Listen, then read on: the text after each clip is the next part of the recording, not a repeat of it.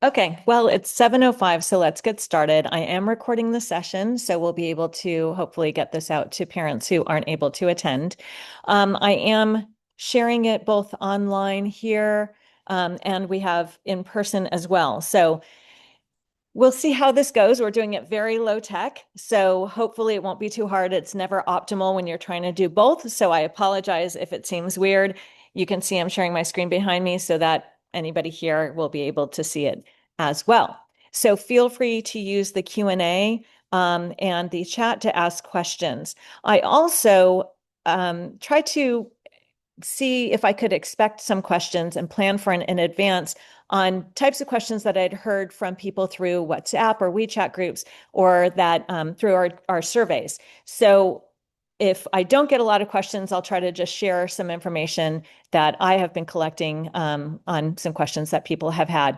We did have one person email me in advance, and I will try to address some of those questions as well. So I'll do my best to go through the chat and Q&A as I do this. So feel free to put your questions into the Q&A, and hopefully we won't have any problem going back and forth. Allow me to introduce myself. My name is Linda Lyon. I am the executive director of PiE, Palo Alto Partners in Education. We're the education foundation that supports the Palo Alto Public Schools with funding for additional staff members, including teachers, aides, counselors, mental health professionals. I will do this as a conversation. We've never done this Ask Me Anything before. This is the first time. I don't exactly know what to expect, but I want to be as informational and transparent as possible. So we'll try to make this like a conversation. I don't have a perfectly formatted presentation to show you. That's not the type of format that we wanted for this event. So instead, please put your questions in the Q&A. I'll try to address them as best as possible. If I don't have the answers, I'm happy to get back to you and I'll write down who's asking it. And if there's, hopefully there's a lot of information that you can glean from our website or just what I go over this evening. So bear with me, be patient. We'll get through this. But I also wanted to just share as much as possible about who we are and what we do. So right now I don't see anything in the Q&A or in the chat. So let me start with a few of the questions that I've received before and see if I can answer some of those. I'm going to share my screen and show you some slides that I've created and to go over a few points to see if that helps answer some of the questions that you already have. So I'm going to share my screen here, and then it'll also show here in the district office. And let me make this bigger so that everybody can see it. Let me minimize this window and make it so everybody can see this and move myself over. Okay. And I'll try to watch the Q&A. So please ask questions if you have questions. The Q&A is probably easier than the chat. And let me make this larger for anybody who's in here. Okay. And let me move my Zoom window. Okay. So a few do's and don'ts, a few things about what PiE does. We fund staff salaries. That's, as I mentioned, teachers, aides, counselors, mental health professionals. The teachers are in the arts, art, music, STEM subjects.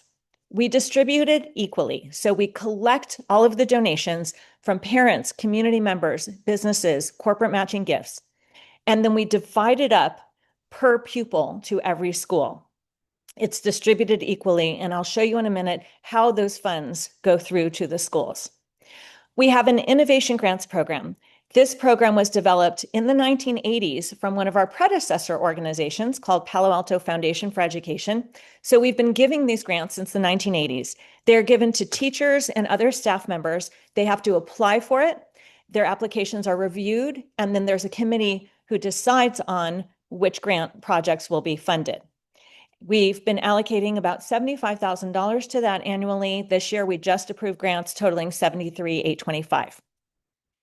That is one area where we fund equipment, and that's because these are seed projects that are supposed to go on and have a life of its own. It is not normal everyday materials and supplies that is funded by the PTA, not PiE. And I'll explain PiE and PTA differences in just a minute. We do ensure that the funds are used within our guidelines. Our money goes to the principal budgets, and I look through reports every year and make sure that the people who we say we're funding are the people who we're funding.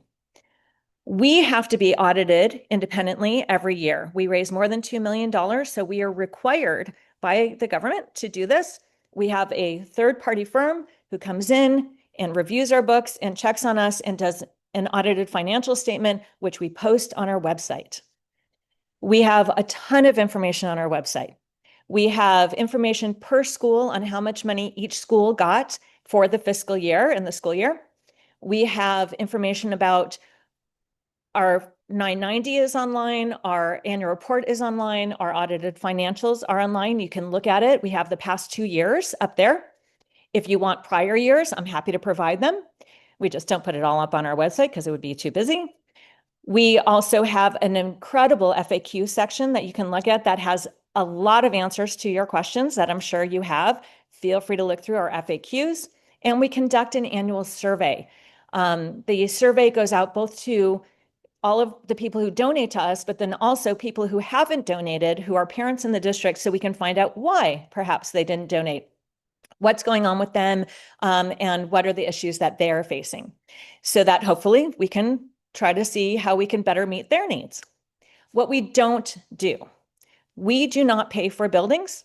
We did not pay a dime for school renaming. That is a misinformation fact that has been going around the district for several years. We did not pay a cent on school renaming. We do not pay for buildings or materials like that. We fund people. We do not fund lawyers. We fund teachers. We fund aides. And again, I review lists every year to ensure that the people who are funding are not administrators or lawyers or anything like that. We are not going to fund the ethnic studies classes. That does not fall into our guidelines. We fund electives in STEM and the arts. Ethnic studies is a social studies class. It's a course class, and we do not fund it. We are not going to be funding it. So no PiE dollars will be going to ethnic studies. And also, we don't get involved in politics. We are not an advocacy organization. We are not the PTA. The PTA is an advocacy organization. That is part of their mission. It is not part of our mission. We want to stay out of it. We have donors who are on every side of every issue, and it's not our role to get involved in that. So you will not hear us making a statement. We will not endorse any candidates. We will not get involved in the politics. We want to focus on our mission. Our mission is raising money from parents in the community to fund additional staff to help our students. That is it. The key here is that we want to focus on the students. I have been at this organization for nearly 10 years. This is my 10th school year. I'm a nonprofit professional. I've been a nonprofit for over 25 years. And I am a parent in Sunnyvale. I'm not even a parent in PAUSD. And also, I grew up in Los Angeles during the 70s and 80s at a time when education was really, truly subpar. I went to one of the best high schools in Los Angeles Unified School District, and I got a terrible public education. So we work for the students to make sure that they get an exceptional public education. That is why we are here. That is our mission, and that's what we focus on. So we don't pay buildings. We don't pay involved in politics. Our goal is to fund these teachers and counselors and aides to make the experience amazing for the students. I have a question in the Q&A. It says, when we make a donation, can we specify what the funds are used for example, specifically improving lunch quality? The answer is no. We do not take designated gifts because we distribute the funds equally. So if you designated a gift to a certain thing, it would not be able to be distributed equally to all of the schools. I then work with the principals at each school on how their money is being funded. But for instance, lunch quality is not teaching or support staff for the students. So that is outside of our purview, and then that would be handled by the district. Now, if you want to talk about lunch quality, I encourage you to contact food services at PAUSD. They have staff. They work very hard, and I'm sure they'd love to talk to you about what improvements you think they should have. I know in the past there have been days when they do sample foods, and the food service department opens up the kitchen, shows what they do, and provides tastings of sample foods. So that might be something that you'd want to get involved in. I'm not sure, but there's possibly even a committee around nutrition. I don't know if that's true, but you could also encourage the school board to create a committee around student nutrition. That may be something that they'd want. That is not in our purview, but I encourage you to contact the school board about that. Okay, so that's our do's and don'ts. Another thing that people ask about is how we fund. How does that money go to the principals, and how do they use that, and what are our guidelines? So I'm going to walk you through that. We fund people. There's 3 categories in which we fund. I call them the pillars, and they are the same for elementary, middle, and high school. The way they look is a little bit different depending on the level. We donate about $5 million to the school district every year. So this year, they are spending a gift of $5 million. Last year, we raised $5.45 million, and we were able to give a donation, a grant for staff funding of $5 million for this school year. We do what's called next year fundraising, meaning the money we raised last year is being used this year. The money we raised this year is being used next year. That's unlike the PTA. The PTA does same year fundraising. The reason for that is because we're funding staff. The district has unions and union contracts, and they have staffing issues that they have to address, and they have budget planning.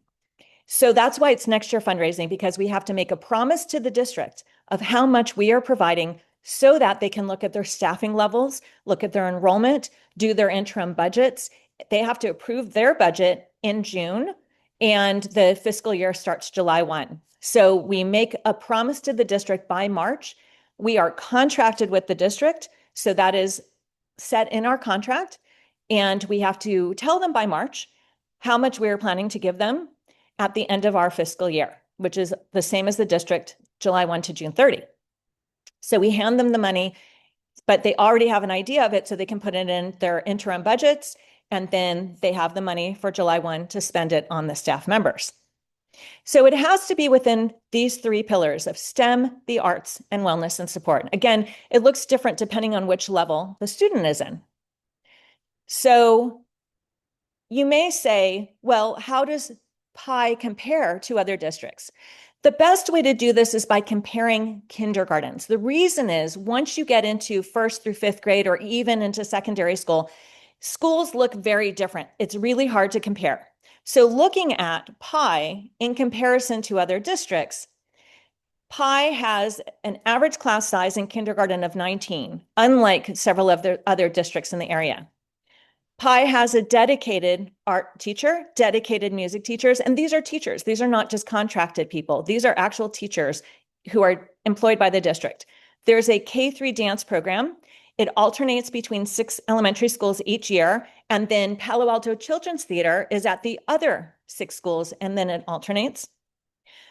And the general classroom aides. This is one thing that really sets Palo Alto apart from other districts. And this is the type of thing that if you've never had children in a different district, you just don't know. The classroom aide program does not exist in this type of model in other districts. We just had some classroom aides speaking at a PiE board meeting in March, and they had all been a classroom aide for more than 10 years. And they are so dedicated to the students and helping the teachers. And they're not just copying, but sometimes that's what they do, but that helps the teacher. But also, they're differentiating and learning. They're creating small reading and math groups. They are supporting students who need additional help, or students who are really excelling, where the teacher's helping the kids who need additional help, and the classroom aide can help those other kids who really get it and can move on and do expansion. So the classroom aide program is very unique. In kindergarten, there's 14 hours. Now, PiE funds 5 hours of that a week from kindergarten through 5th grade, but the district adds an additional 9 hours to kindergarten alone. 1st through 5th is 5 hours a week. And our suggested ask, how much we want per student is $1,500. And you can see how that compares with other districts in the area, many of whom do not provide the level of service that we have here in PAUSD. So in the elementary schools, again, there's STEM, the arts, and wellness and support. STEM is science. Some schools use PiE money for science, some do not. Some will employ Junior Museum and Zoo on a contracted basis to come in and do science education. They are not district employees, so some PTAs will fund that. PiE used to fund all of it, but because the expense and staff expense goes up every year for classroom aides, several schools had to put their PiE money into classroom aides and use PTA money for Junior Museum and Zoo. But we do fund Junior Museum in some schools. We fund a farm science instructional assistant at Ohlone. So there is some science that's still happening. In the arts, there's art and music. That's Spectra Art and the music program. And then we also have the K-3 dance program. And then in wellness and support, we put classroom aides under wellness and support. There's some instructional assistants, especially at Hoover. They've got a different model than the other elementary schools. They use instructional assistants across the entire school. And we fund mental health professionals at every school in the district. Now, how does that work in secondary schools? Again, STEM, the arts, and wellness and support.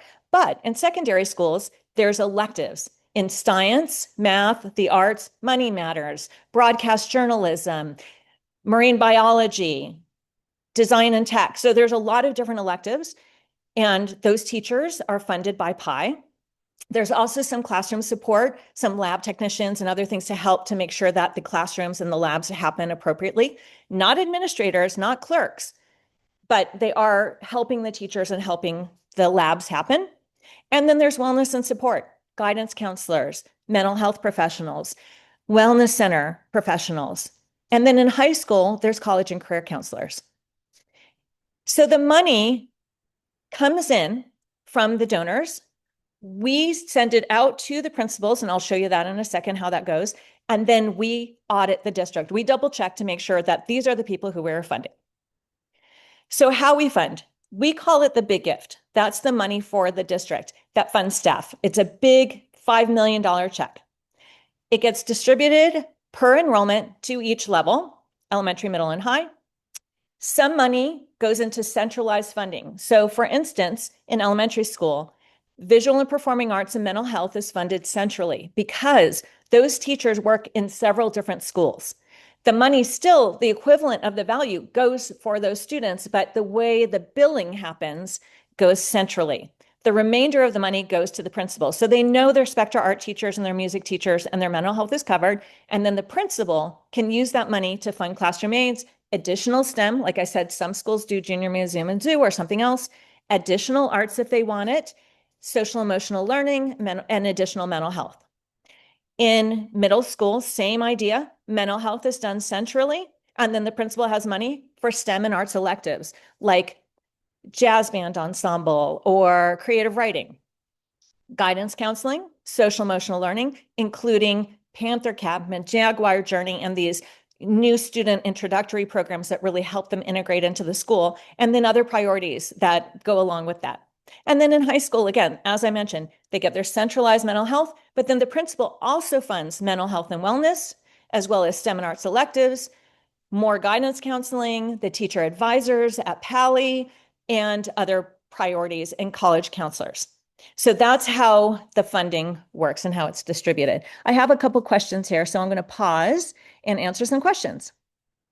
Is it possible that because PiE provides the teachers students need, the school district ends up with leftover money that can then be used for things like the PiE don'ts? Why can't the district use funds spent on political matters to provide the teachers and students instead?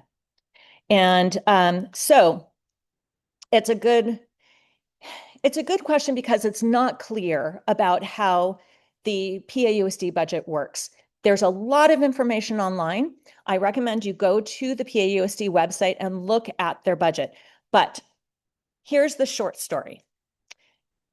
PAUSD has a certain amount of money. They have, in this year's budget, the revenue is $327 million. 85% of that is spent on teachers and staff. I think, let me see if I have a chart. No. So 85% of that is spent on teachers and staff. They, there isn't enough money. The way California works, there isn't enough money to fund the things that PiE funds. So the district is using things for PiE don'ts, like buildings, but buildings are funded with a bond, the bond campaign. So capital expenses go from the bond money. They also use the parcel tax money to have more teachers and to reduce classroom size. So that's money from that parcel tax. Um, I think I should back up and also explain what the norm is in California. And this might help a little bit and why PAUSD feels like they have a whole lot of money, but then it seems like they don't have enough to spend on things. And why does PiE exist? This is a big question that I think a lot of people have. And it's the type of thing that is really hard to explain in our 2 minutes of back to school night. So let me explain how California works. California just does not fund public school adequately. It seems really crazy if you come from another state in the United States or from another country where the government does fund effectively. Here in California, we just aren't funded very well. So there is a requirement for things like music teachers or art teachers, but that would fall on the classroom teacher in elementary school, on the classroom teacher's shoulders. It is not required to have an expert teaching those subjects. So what PiE allows is for expert teachers to come in and help provide those subjects for the students.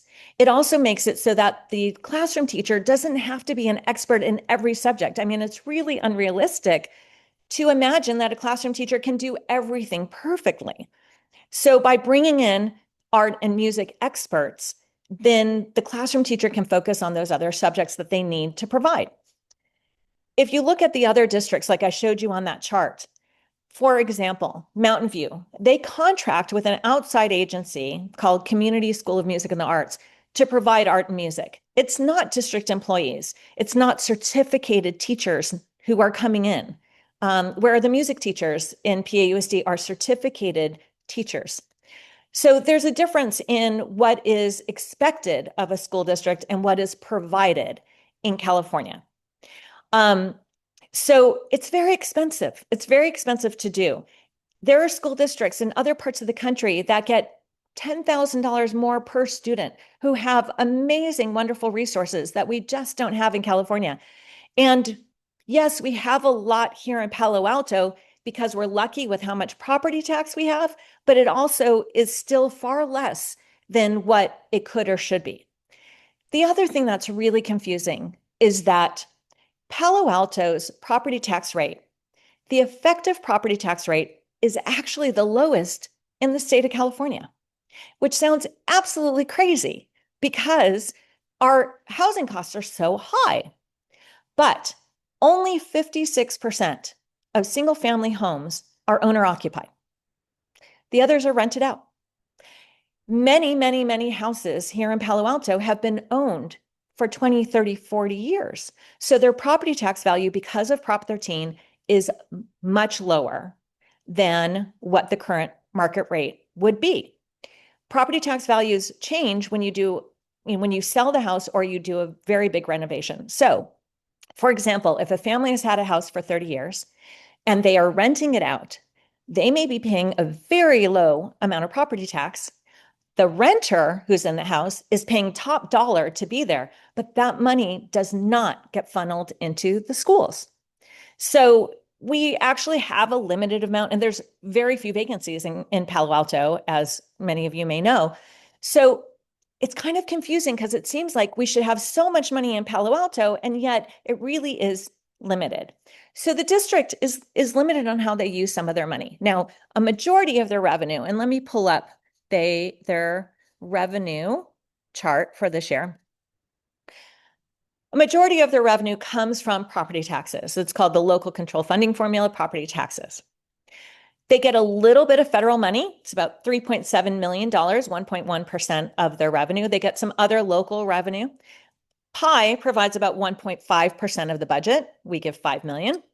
They lease out some of their buildings. Summer camp use their sites. Coverly, there's other leasing of their buildings and rentals, so they get that. There's parcel tax, and then they have some state money that comes in. Now, a lot of that state money and federal money have specific use. They can't use it for just anything. This is one of the key things about PiE. Our funding, while we have guidelines, is quite flexible. A lot of the money they get from other state sources or from the federal government is very specific on how they can spend it. So a principal can do a jazz band ensemble and give a stipend to a teacher. They don't have to do a whole 0.5 full-time equivalent or something like that. They have the flexibility to add things.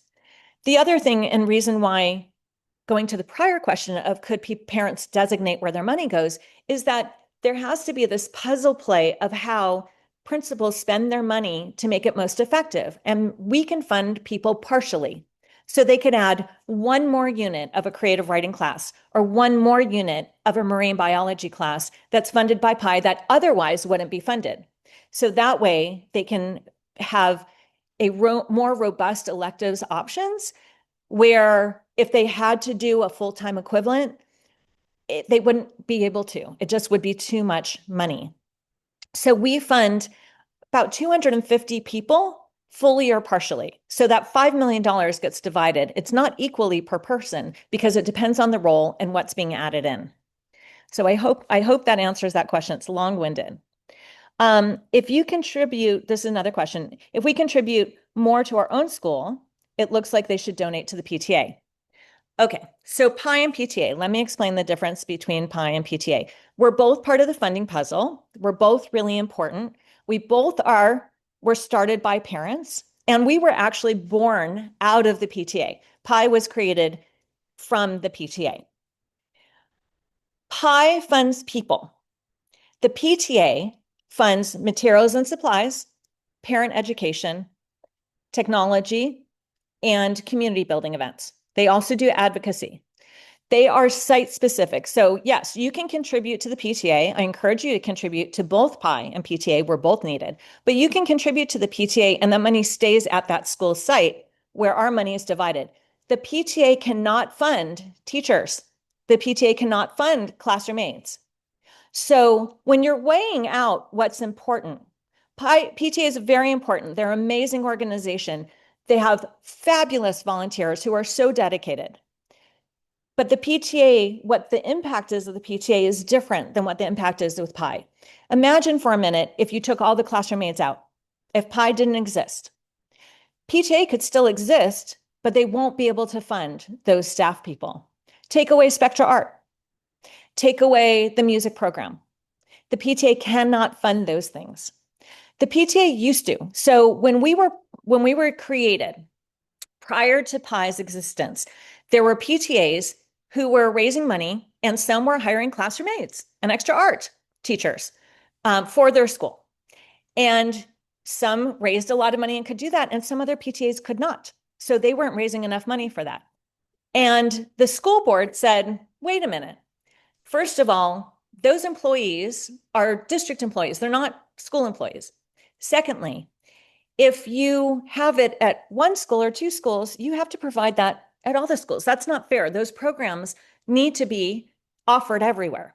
So in 2002, there was a school board mandate that said money funding employees needs to be raised centrally and distributed out equally. And that was in 2002. There was an interim organization called All Schools Fund that was created and actually got donations from the PTAs and was the start of the funding the elementary school classroom aides in art.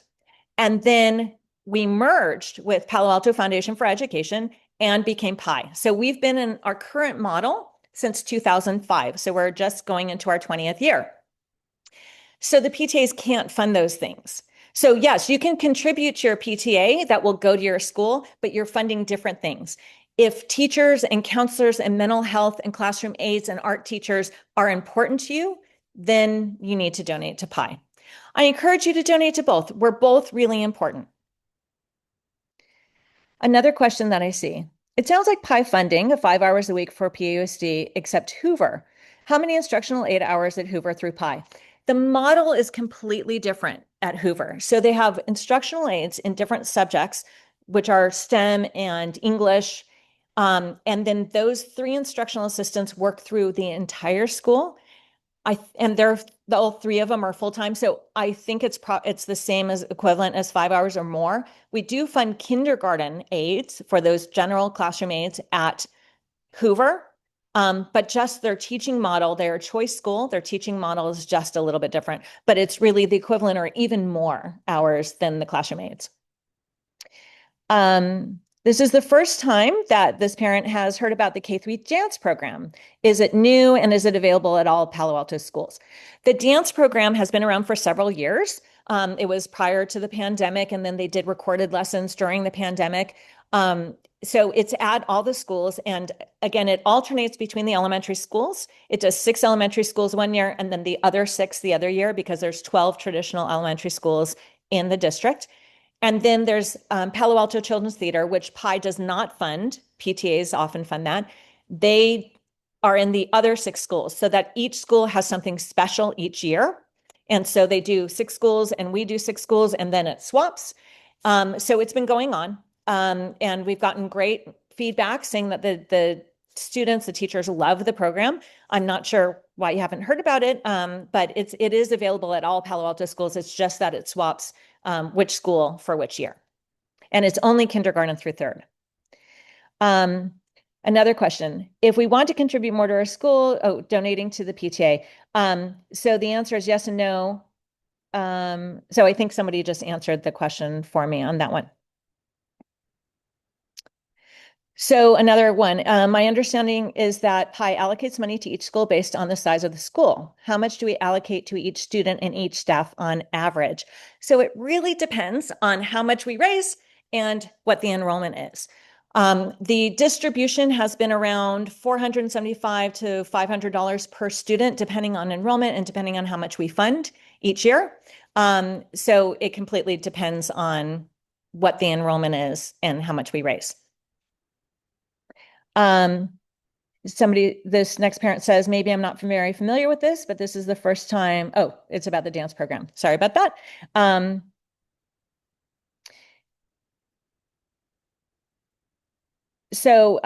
then this parent said in response to the earlier question about if you can't designate how your donation is spent, should you talk to the principals? They may or may not take the suggestion. That's very true.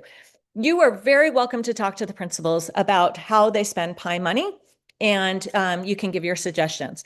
I have to say, in elementary school, because of how much we give and how expensive the classroom aid program is and how valuable it is and how much the principals value it, most of the PiE money that is put into their budgets outside of Spectra Art, Mental Health, and Math, the music program and the K-3 dance program, the money that goes to their discretion, most of it, if not all of it, is spent on classroom aids.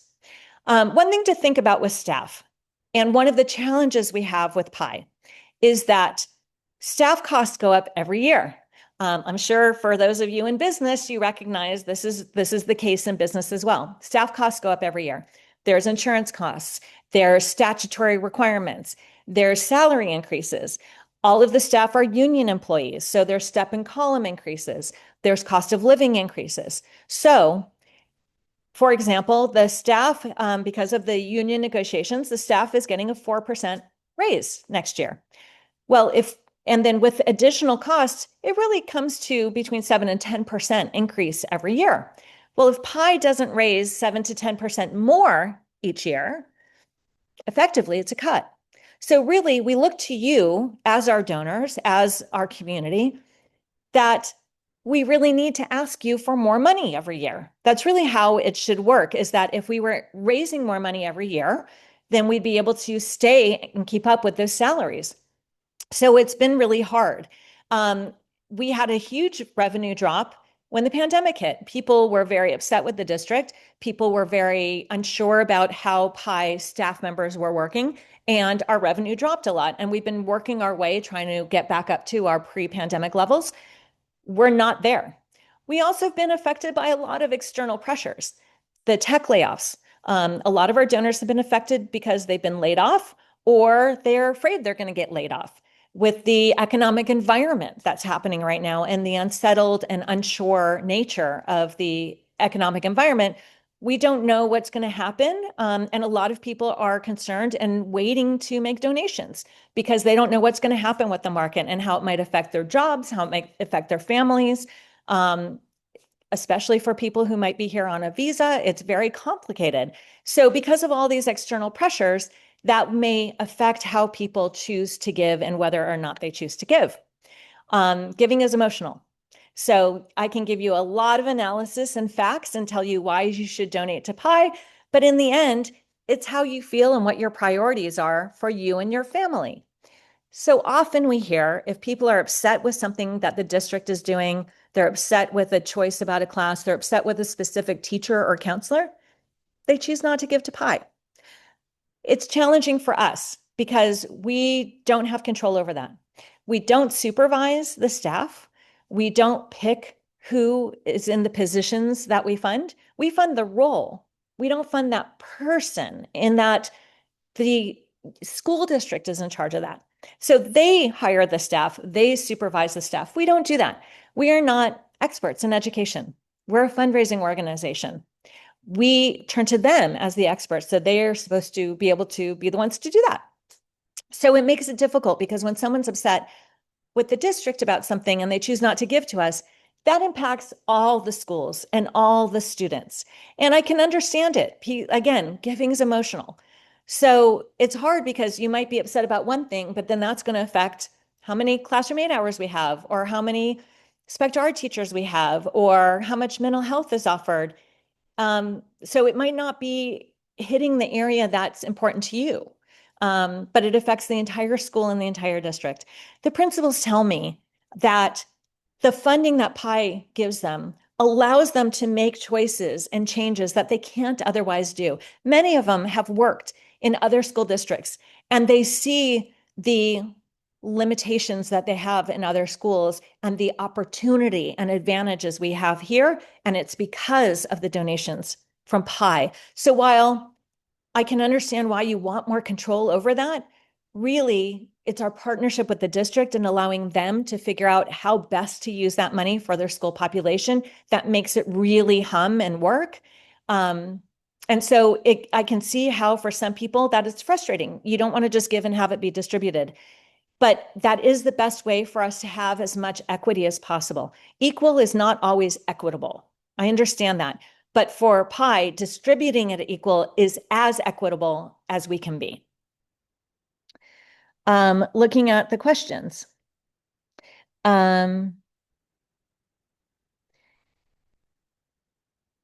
So that some school districts have a budget over $10,000 more than other schools. And then there's private schools that charge a lot of money in tuition, 20,000, 30,000, 40,000, 50,000 in tuition.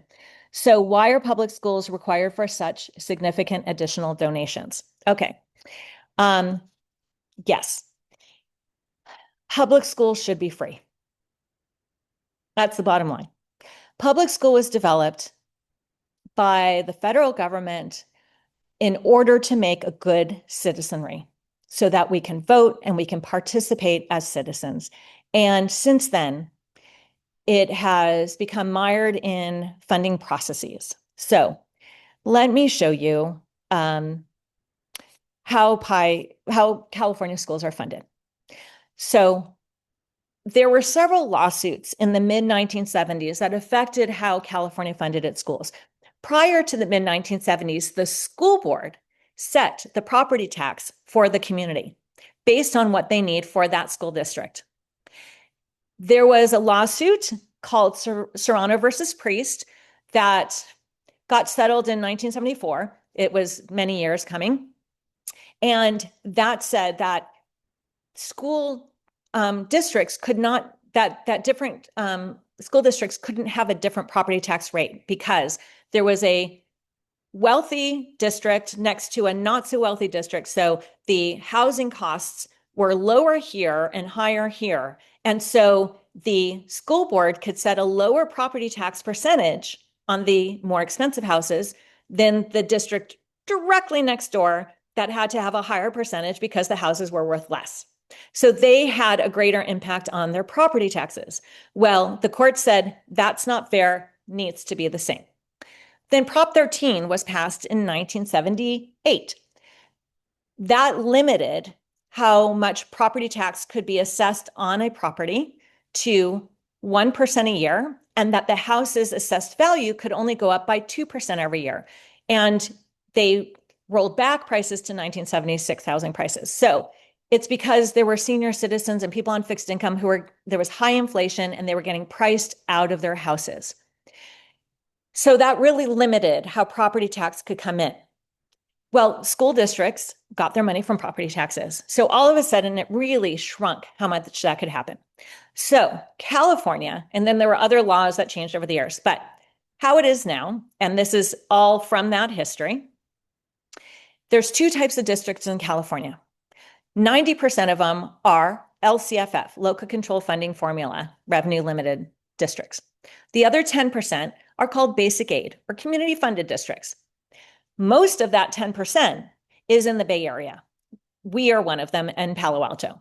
So the California sets a minimum amount that they say they should have, that they will give in education per student. Then they look at the property tax in that community. If that property tax does not come all the way up to what they say the minimum is, the state fills it up to the minimum. It's not high, it's a minimum amount. Then so that's the local control funding formula, LCFF districts, also called revenue limited because they're limited on their revenue. There's another type of district, which we are, the 10%, and that is where our property tax exceeds that minimum.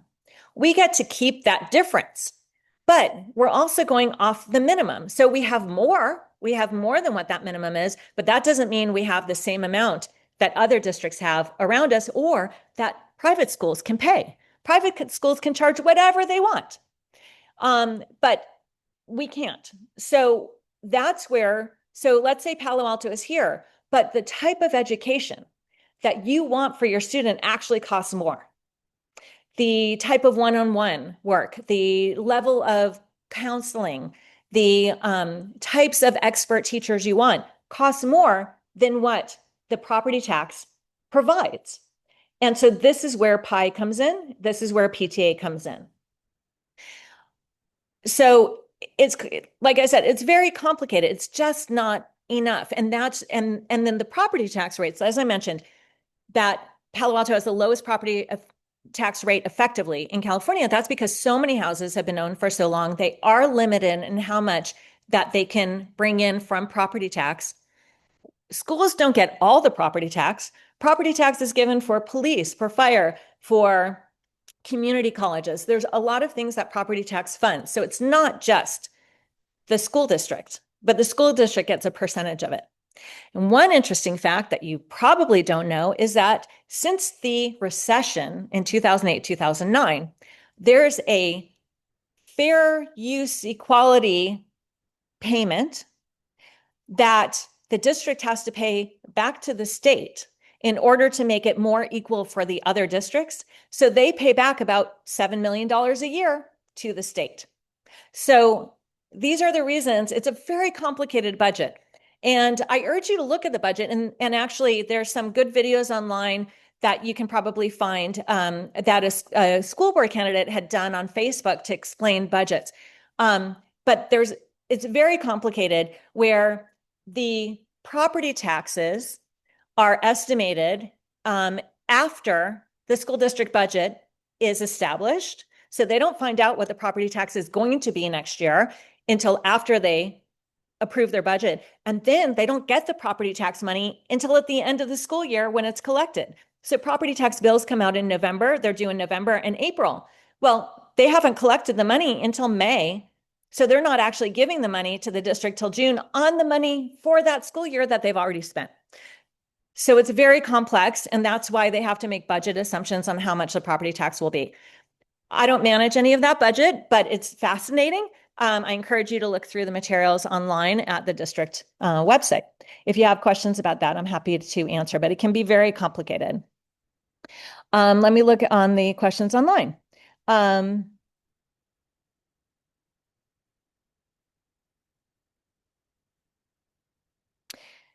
So when the school district doesn't listen to parents, and we're frustrated too, probably more than PiE does, um, can PiE, who takes your donation and represents us, provide suggestions or feedback to the school district regarding some of its teaching and operational activities, such as increasing or decreasing certain expenditures?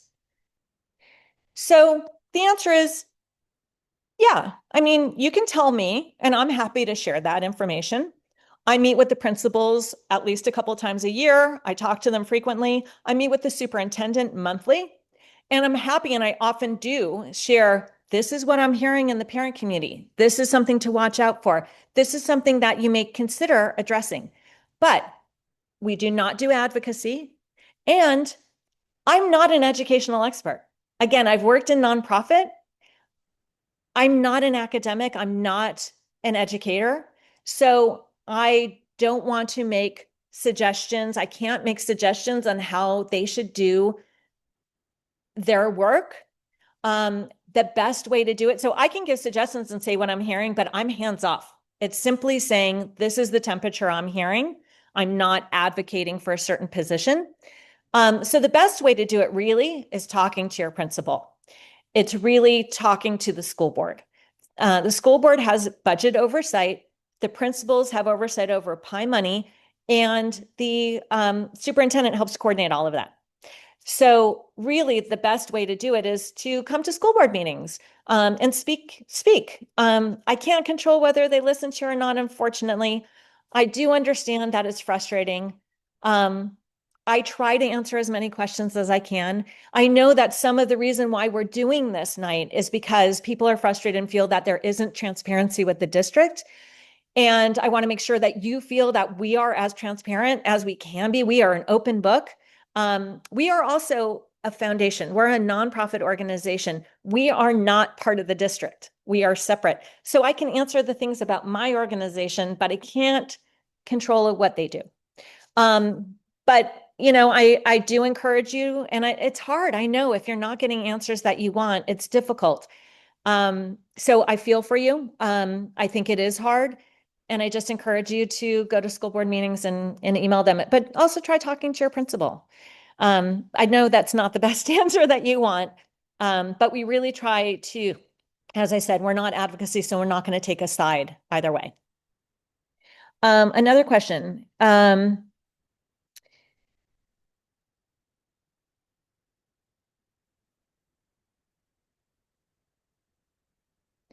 So can we ensure the district is using their funds wisely and responsibly before allocating additional PiE resources, especially given the tech layoff going on and the cost of living significantly being higher for all of the families? It makes more sense to think about how to allocate money more efficiently. Thank you for that. So we've been asked before, can we hold our money if the district, won't do something? Again, because we're not an advocacy organization, we won't tell the district that they have to do something.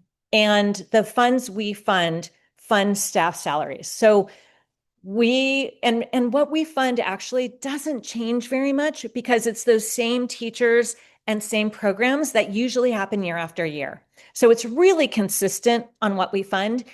If we were raising millions of dollars more each year, then the principals would be more creative in how they use the funds, but really, and they are very creative. They really try to use it as effectively and efficiently as possible. And when I sit down with them, we talk about what can they do differently? How do they make sure to fund in every one of our priority areas so that our donors really are getting their needs met?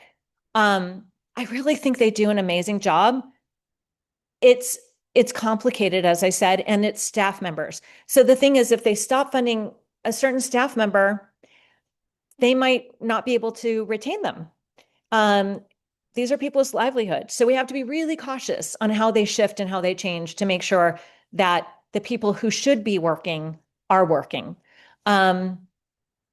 So really, we try to stay above that. And we try to stay out of some of that decision making, because really it's up to the district to figure that out. But we do make sure that the funds are being used for the people we say. So there is that. And as I said, we do audit the district. So we are ensuring that the people who we're funding are the people we say we're funding. We are funding the classroom aides. We are funding the counselors. We are funding mental health professionals. So hopefully you feel that your money is being used in the way that you have designated by donating, and that hopefully you feel that that is a good use of that money. Because, and we do survey our donors. So please answer the surveys because we ask for your priorities. We ask for what's important to you. We ask if there's something else we should be doing. I read through every single one of those comments, as does our entire board of directors. So we do listen to that and we do try to look at what we're doing.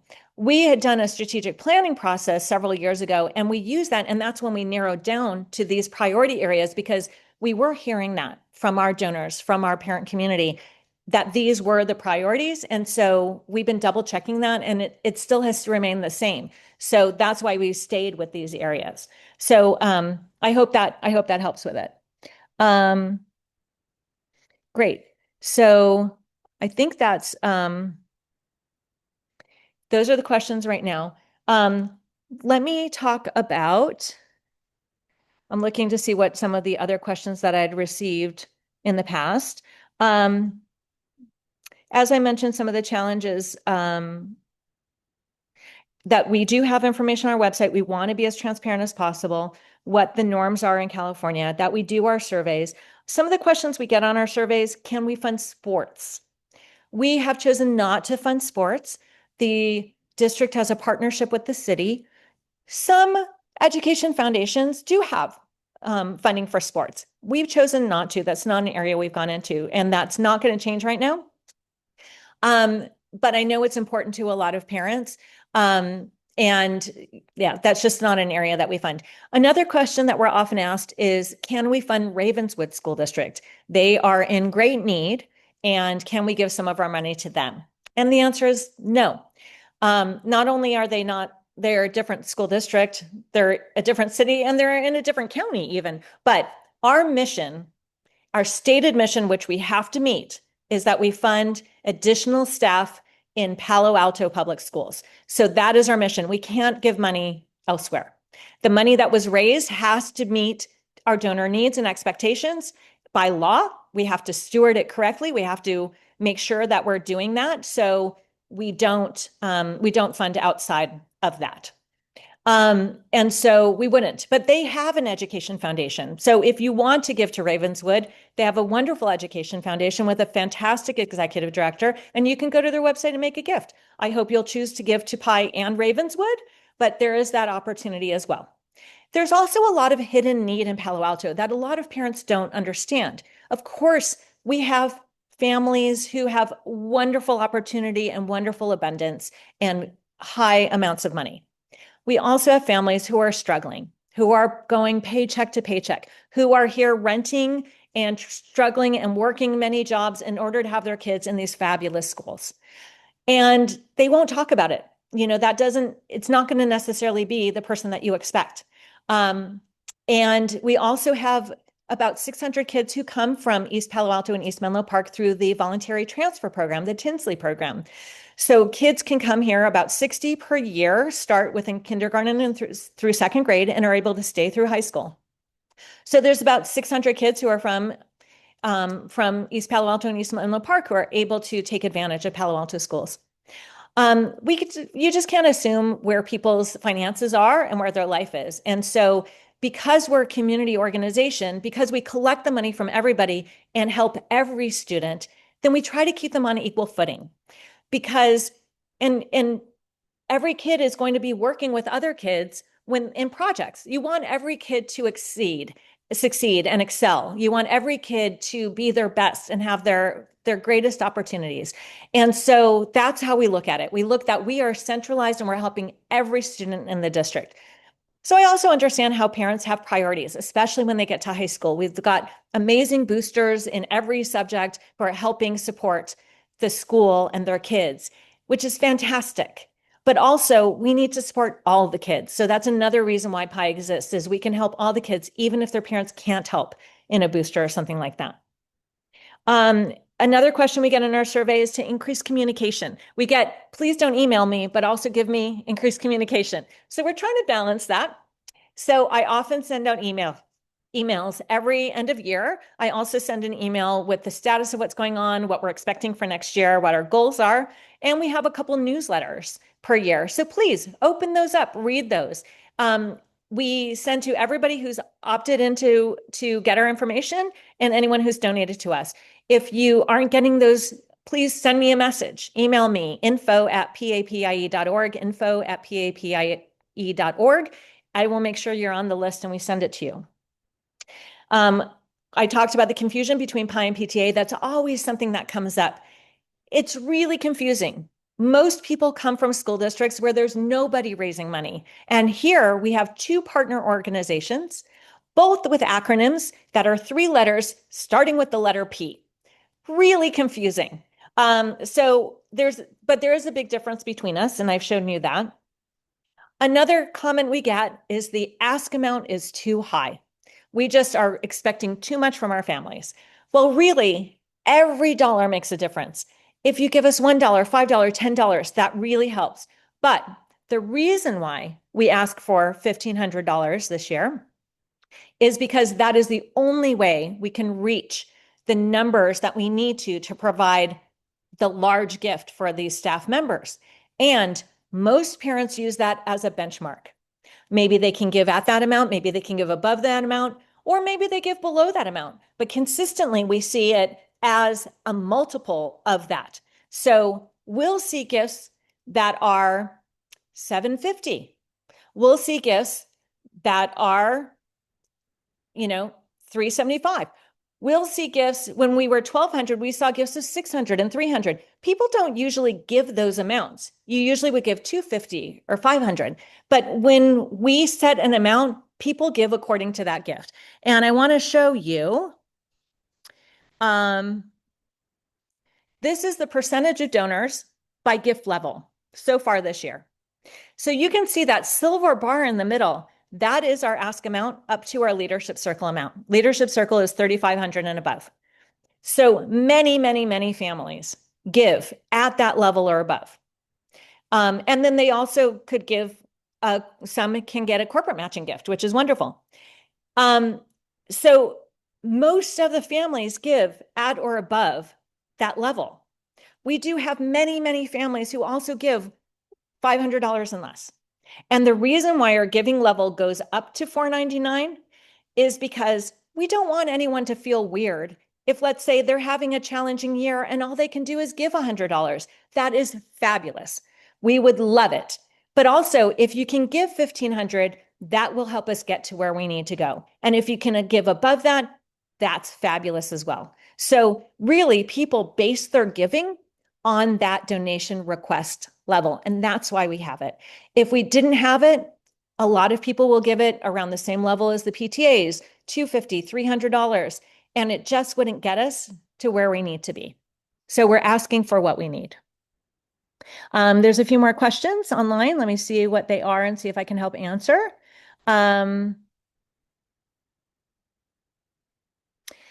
So people have made donations themselves, but they understand some parents choose not to donate.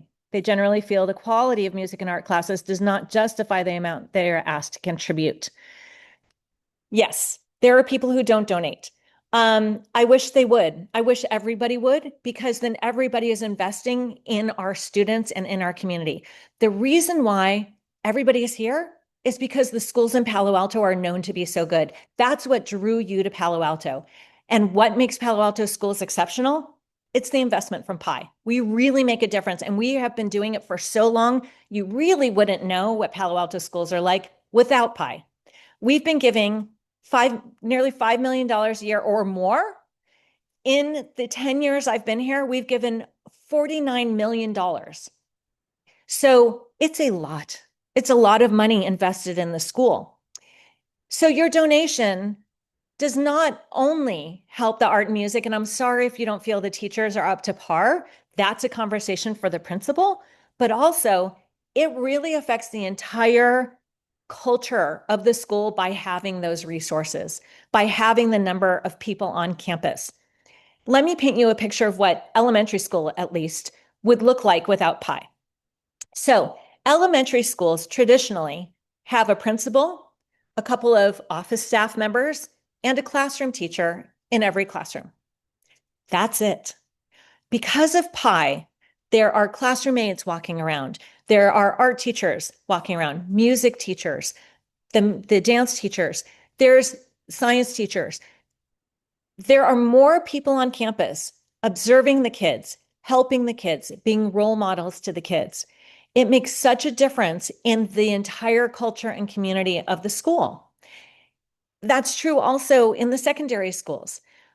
My daughter went to Sunnyvale High School and Fremont High School in Sunnyvale. They don't have the number of college and career counselors. They don't have the amount of guidance counseling. She's pretty much on her own. She really needs to advocate for herself, and she does not have the range of electives that we have here. She had to go take classes at De Anza College in order to see what she'd be interested in for college because she was limited in the types of electives that she had.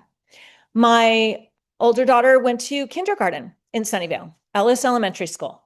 30 kids per classroom, one classroom teacher, no aides, no volunteers, no art teachers coming in, no music teachers coming in. They did not have a library teacher who was a teacher librarian for the librarian. It wasn't a teacher librarian, it was a volunteer in the library.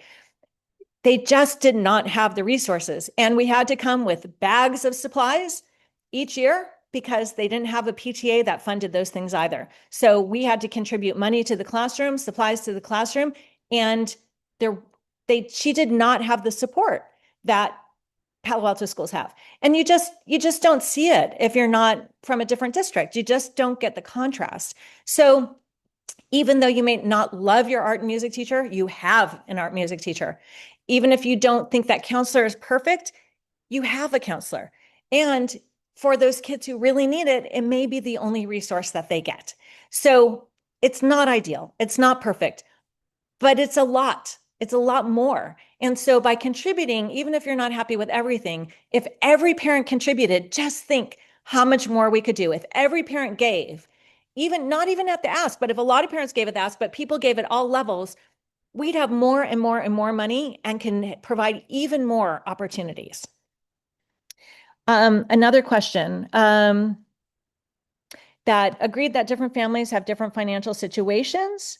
You understand and respect that we have limitations, but it is a district partnership, which it is, and it would be reasonable to aim to be more influential and proactive in our role, even though it's a stretchy goal. Ultimately, the district, PiE and parents and community have a shared goal, better public education for the kids. Absolutely. Very true. It is a partnership. We try, and when I meet with the principals, we really talk about what those priorities are. We talk about what I've seen in the surveys on what our parents say priorities are. For example, mental health. We started investing in mental health after the cluster of suicides in 2008 and 2009. And then we've been continuing that funding since, and we've increased our funding in mental health because that comes up on our priorities in our survey. They opened wellness centers at the high schools. They then opened wellness centers at the middle schools. They're opening a wellness center at the middle college. So things have been expanding because that's where a lot of the priority we hear from our parents and donors. We also make sure that we're funding things like music in the secondary schools and theater and other things because, again, we hear that from our donors. So we try to be influential. In the end, again, we're not educators. That's not our role. And so it's limited because they are the experts. I can understand when people don't feel that they're doing it perfectly, but we have to have our role and they have theirs. So we do work with our principals and think about how they can use that money in a flexible and effective way.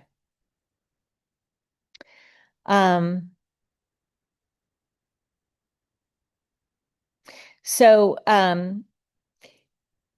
I understand how important the role PiE funds are. The frustration of some parents are, why can't the school district spend the money they used on renaming and ethnic studies and lawsuits on these important roles instead? Yeah, I mean, it's a tough question. I think the bottom line is really the district doesn't get enough money for what we want them to do.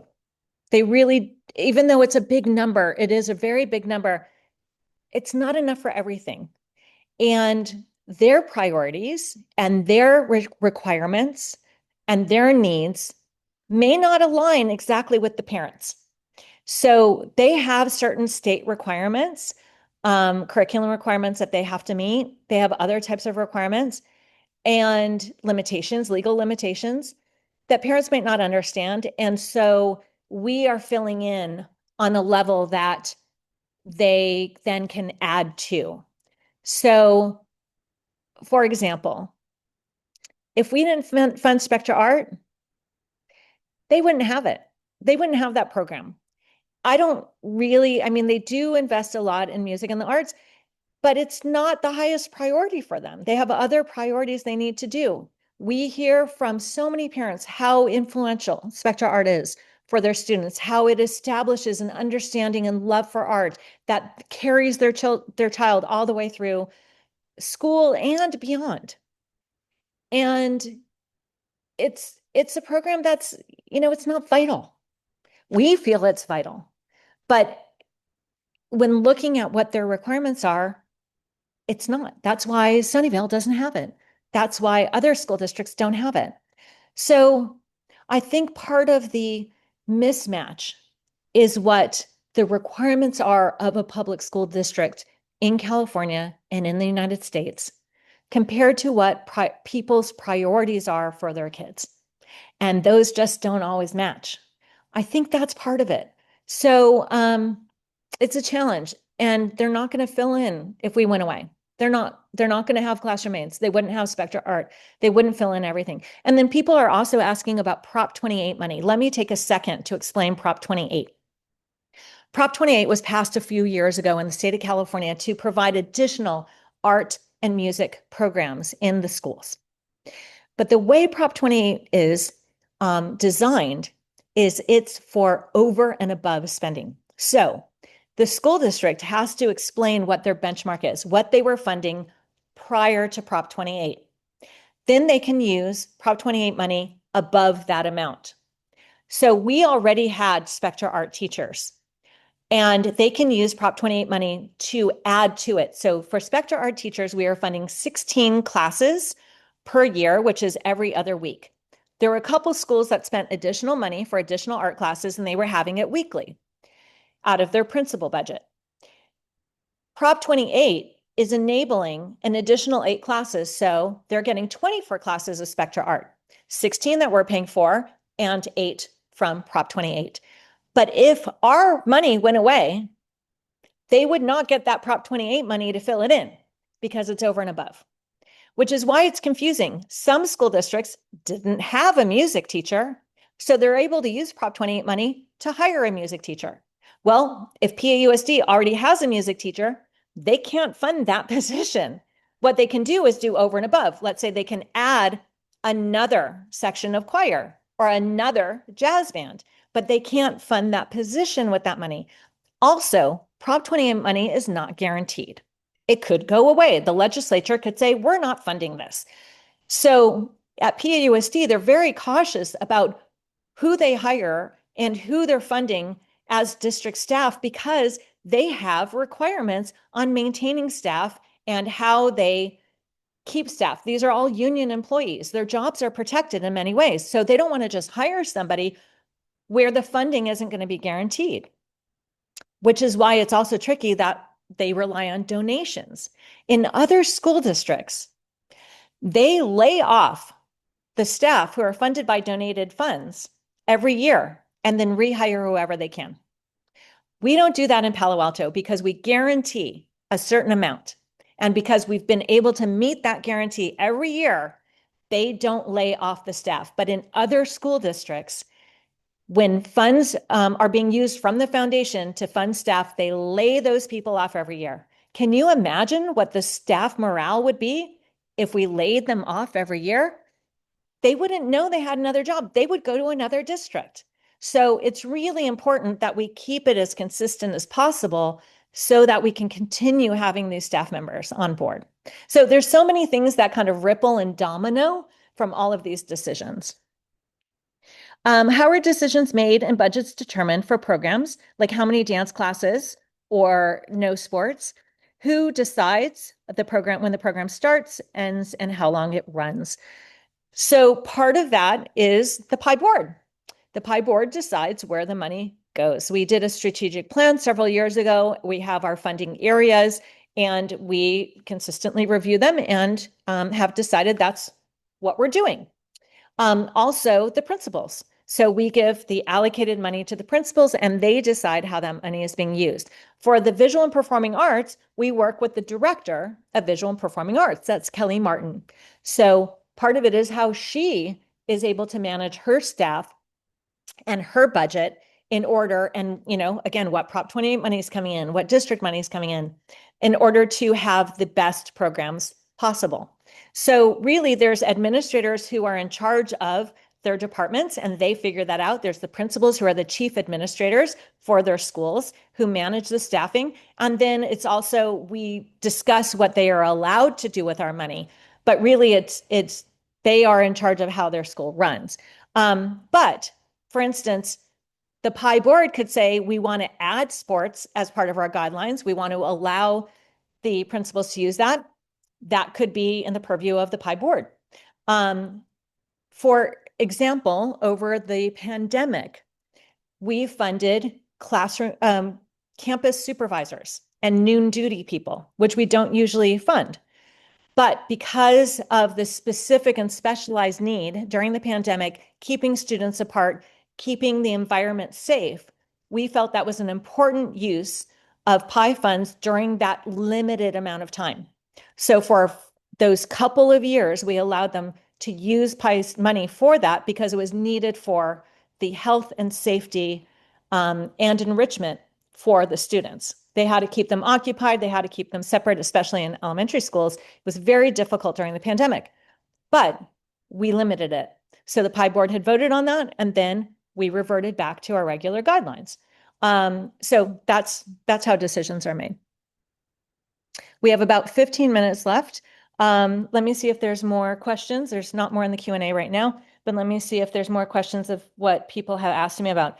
I think I've answered most of them. I told you about the history of PiE and different types of district and how we fund. Let me tell you another challenge that we're having. Volunteers. You probably have seen this at your own schools. PTAs are also challenged with a lack of volunteers. It used to be that we had a lot of PiE volunteers and PTA volunteers at the schools. Schools used volunteers for driving to field trips and being chaperones, and things started changing. The population of Palo Alto changed from people where it was often a single income family to a dual income family. People started getting busier and busier, and then the pandemic hit. And in the pandemic, parents weren't allowed to do anything. And that lasted longer than when schools were off site. So schools were off site for a while, then schools came back, but parents still weren't allowed to be involved on campus. By the time parents came back, a lot of the kids had moved up from elementary to middle or middle to high. It was enough years that those things changed, and there wasn't an example. So there wasn't a chance for new parents who'd come in when their kids were in kinder for second, who are now fourth and fifth grade parents, to see, what does a PiE volunteer do? What does a PTA volunteer do?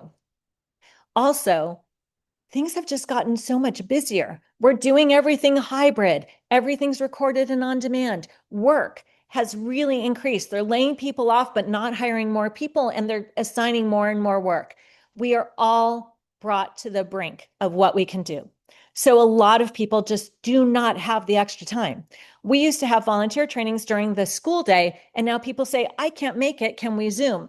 Then we offered it on Zoom, and people say, I can't make the Zoom. I've got a meeting. Can you record it? We are just so busy. But the impact of that lack of volunteer is really huge. It means that there's fewer people on campus answering these kinds of questions. If we had a core of volunteers at every school that were numerous, and you could just at drop off or pick up, or when you're sitting on the field waiting for your kid to finish practice, say, hey, I was wondering, how does PiE funding work? Or, hey, I was wondering, why do you ask for that much money? Or, hey, I was wondering, who chooses these priorities? It would be so much easier to answer your questions. And also, it would encourage more people to donate because there's somebody who they trust who's involved in the organization. Trust is a really important thing when you're talking about giving your hard earned money. And you want to believe that your investment is being used well and that it's being managed well. And if it's somebody that you know, you're much more likely to give. So the fact that we have fewer and fewer volunteers every year makes it more difficult for us to raise money. And so it becomes a cycle. We're not raising as much money. We need more volunteers. We need more volunteers. And then we're not raising as much money. So if you're interested, if you're involved, you're in on this Q&A, please volunteer, be a part of it. Sometimes it's simply helping to send emails out. Sometimes it's simply going to a performance and being at a table where you can answer questions at back to school night. The more volunteers who we have, the more educated the community is about what we do, the better off we will be. So please volunteer, encourage your friends to volunteer. It's one of our biggest challenges. Also, I think about trust. We are a $5.5 million organization. So we're not wholly volunteer. We do have a lot of volunteers. We have a 30-member board of directors so that we can get perspectives from all over Palo Alto. We have an advisory council and we have school-based volunteers. I am the only full-time employee of PiE. We have 2 very part-time employees who help process donations, do reporting, and do some administrative functions, but they work only the hours they need to so that we can save as much money as possible. We rely on our board members to be hands-on, and that keeps us from having to employ more staff. In nonprofits, the standard is you usually have 1 employee for every $1 million.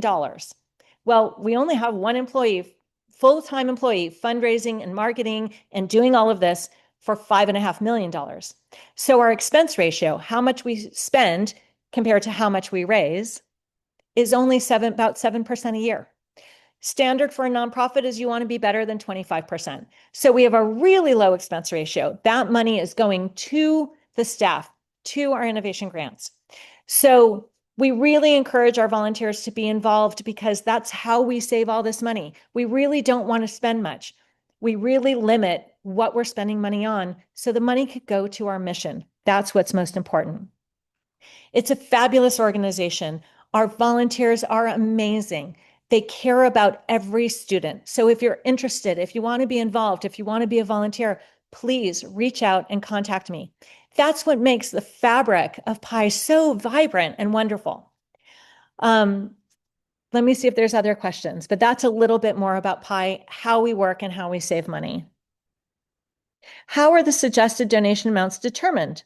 Some parents feel the requested amounts are higher than expected. We look competitively at other education foundations. We actually are part of an ad hoc group. We call it the Bay Area Education Foundation Roundtable. There's 35 to 40 other organizations in other school districts supporting their school districts in a very similar way, not always exactly the same, but similar. And we share best practices, we share information. We don't have to be territorial because we have our own district. So we can really be collaborative and supportive. For instance, if San Carlos does a readathon and Mountain View would like to try a readathon, they'll send them the information because why not? So it's a great, great group of people and organizations, and we share that information. We meet a couple times a year in person, and there's some of us who have professional executive directors who meet monthly to talk about those things. So we look competitively. What are they asking for? We look to see what we're funding, how much we're raising, and then what is needed for the next year. For example, last year, our amount was $1,350, $1,350. Funny number, but that's what we were doing. We had been 1,200. We didn't want to go up too high, so we were at 1,350. We also wanted to be culturally sensitive. We understand that the number 4 is not an auspicious number in some cultures. So we didn't want to go to 1400 because we didn't feel that that would be great for us. So we wanted to be careful about that. So we chose 1350 and then we went to 1500. So we were 1350 for the last couple of years. But we knew there were going to be pressures due to the layoffs, due to the elections. And we felt that we needed to raise more money in order to stay stable. We knew we'd lose donors and we wanted to get more money in order to be stable. So we asked for more. We increased the suggested ask.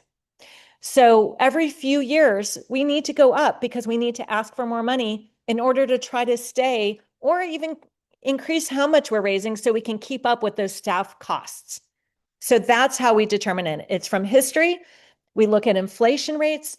We look at cost of living increases. We look and analyze competitively with other districts around us.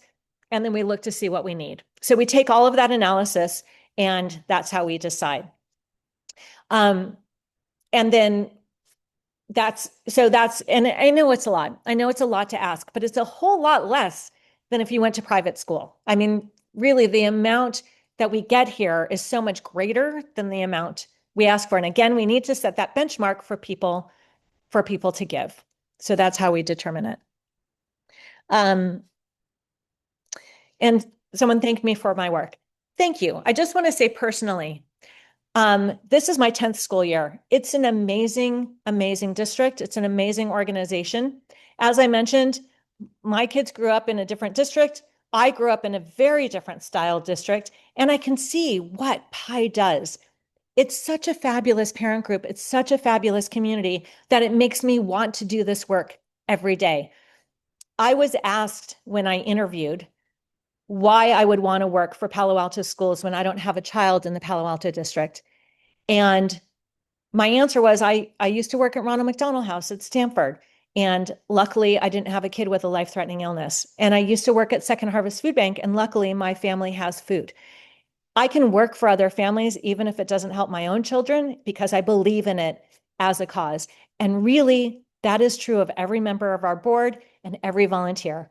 They do this and we do this because we care deeply.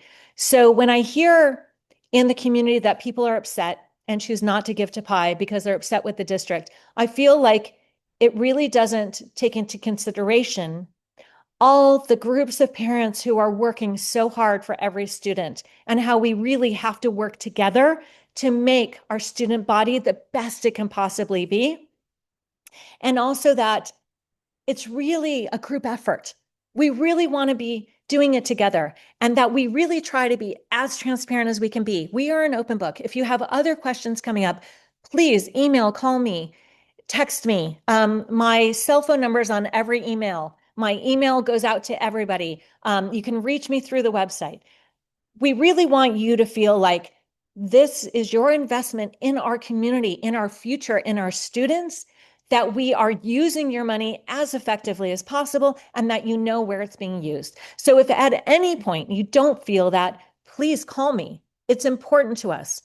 Again, our audited financials are on the website. Our 990 is on the website.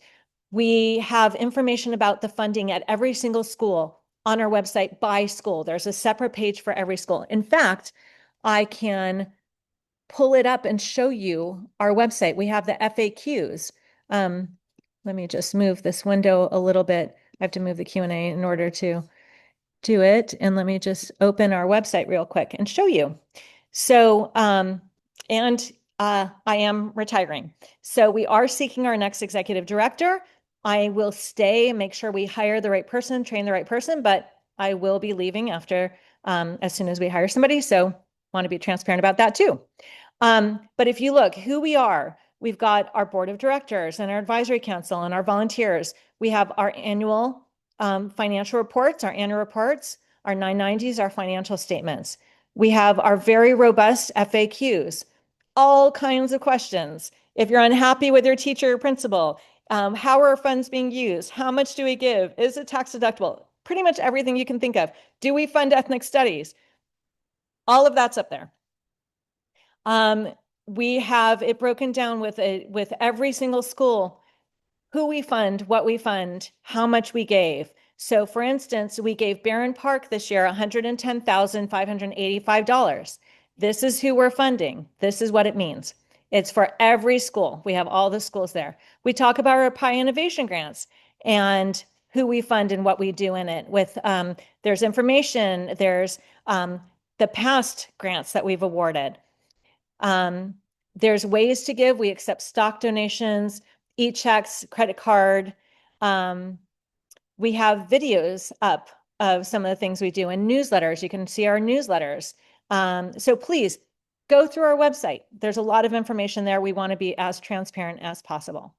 So I'm going to stop the share. We are at the end of our time. Thank you so much for being here. Thank you for all of your questions. Thank you for being a part of the Palo Alto community. It really means so much. And if you have any other questions, feel free to reach out. I'm going to end this now, and thank you so much.